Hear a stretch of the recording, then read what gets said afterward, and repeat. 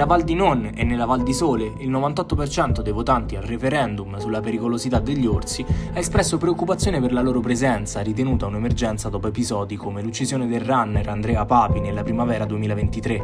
Il progetto Life Ursus, che ha reintrodotto gli orsi in Trentino, è visto come inadeguato, con richieste di contenimento per mitigare i disagi e prevenire il bracconaggio. La proliferazione dei plantigradi, oltre 150, ha modificato abitudini locali, causando tensioni tra popolazione e associazioni ambientaliste.